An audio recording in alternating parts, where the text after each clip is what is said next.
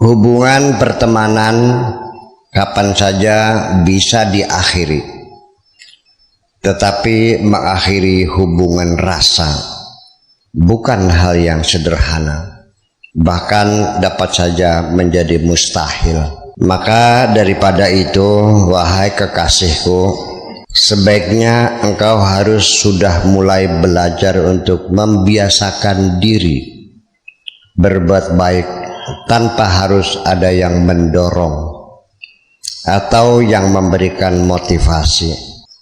Belajar meraih keberhasilan tanpa harus ada yang bertepuk tangan, dan belajar membangun percaya diri tanpa harus ada keinginan untuk dilihat oleh orang lain.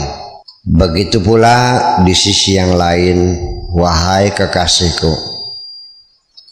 jangan sekali-kali engkau menghinakan seseorang hanya karena engkau melihat dia melakukan dosa besar. Engkau tidak tahu sama sekali nanti di hari kemudian siapa yang lebih dekat dengan Tuhan. Apakah engkau yakin akan dapat bertemu Tuhan? Sebenarnya yang aku butuhkan bukan sekedar teman yang selalu mengambilkan sandal ketika aku akan bepergian, tetapi yang kuharapkan adalah teman yang siap mendampingi diriku bersama-sama menelusuri kehidupan ini. Aku tidak terlalu gembira mendapat kecupan manismu, tetapi yang paling menggembirakan ketika engkau membuka pintu hatimu sebagai tempat aku berteduh dari teriknya kehidupan ini. Sebab manusia juga, wahai kekasihku, sama seperti pepohonan. Ada pohon yang hanya memberikan kesenangan ketika dipandangi. Itu namanya pohon hiasan. Ada pohon yang mengeluarkan buah untuk dimakan dengan rasa yang bermacam-macam. Ada pohon yang memberikan keteduhan dengan pemandangan yang indah sebagai tempat berteduh dari teriknya matahari. Sebetulnya aku punya curiga bahwa engkau telah lama menutup pintu hatimu kepada siapapun.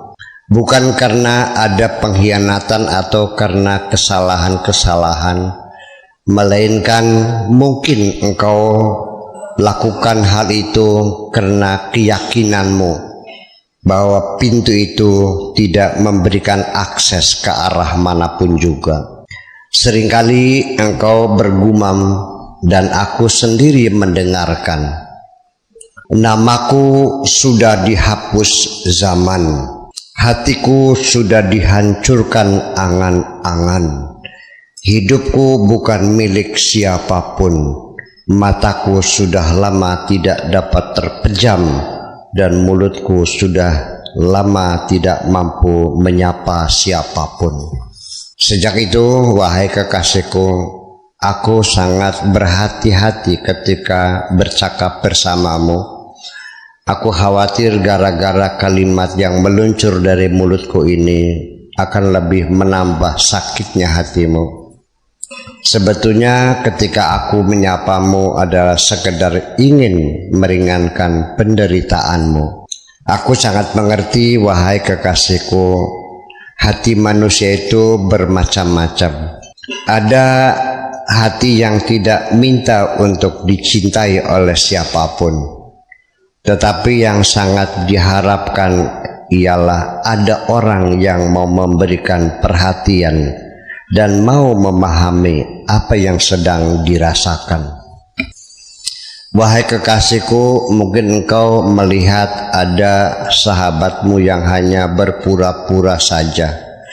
Ada musuhmu yang selalu mengkritisi dirimu. Ada orang kaya yang kikir dan ada orang miskin yang dermawan. Kehidupan adalah kurang lebih seperti itu.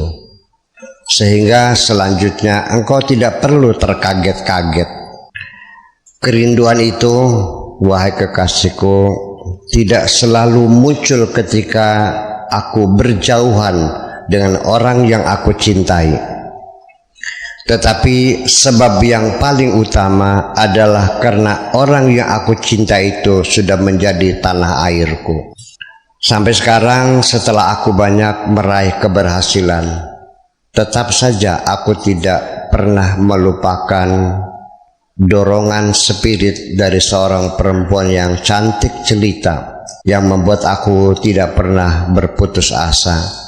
Sekarang aku punya banyak ribuan teman, tetapi tetap saja ada beda antara teman dalam kemenangan dan teman dalam pengorbanan.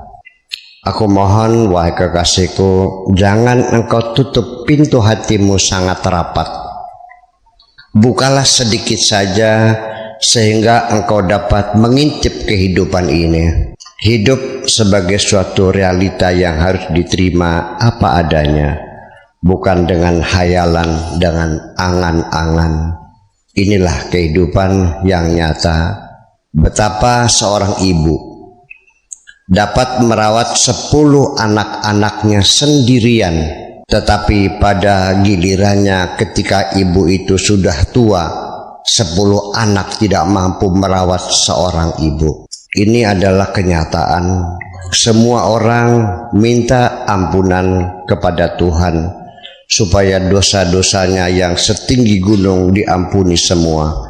Tetapi ketika ada orang meminta maaf hanya karena sedikit kekeliruan, jawabannya, hatiku sakit sekali. Ketika nanti engkau dapat mengintip kehidupan dari celah jendela yang engkau buka sedikit itu, engkau akan dapat mengerti bahwa kebahagiaan itu bukan hanya sekedar kenyamanan yang engkau rasakan, tetapi persoalan internal yang harus engkau fahami, bahwa keimananmu akan tumbuh berkembang bila engkau sirami dengan cinta dan kemesraan. Percaya dirimu akan bangkit kembali bila engkau selimuti dengan kerinduan.